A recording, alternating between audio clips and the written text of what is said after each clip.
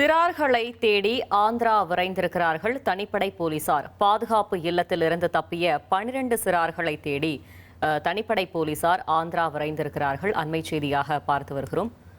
மேலும் தகவலை செய்தியாளர் நவீன் வழங்கிட கேட்கலாம். நவீன் வணக்கம். இது குறித்தான முழு தகவலையும் சொல்லுங்க.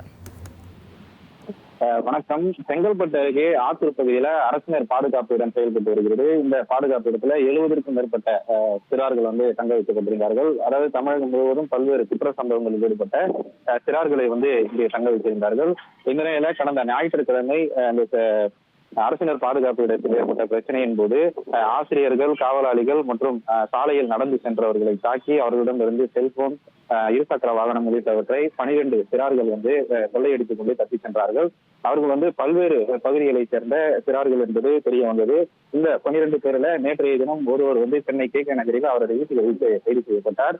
இந்த தப்பி சென்ற சிறார்கள் 8 பேர் சென்னையையும் மீதமுள்ள 4 பேர் திண்டுக்கல், கோவை, நாமக்கல், தேனி உள்ளிட்ட பகுதிகளைச் சேர்ந்தவர்கள் என்பதும் தெரிய வந்தது. தொடர்ந்து இந்த சம்பவம் தொடர்பாக 5 தனிப்படைகள் அமைக்கப்பட்டது.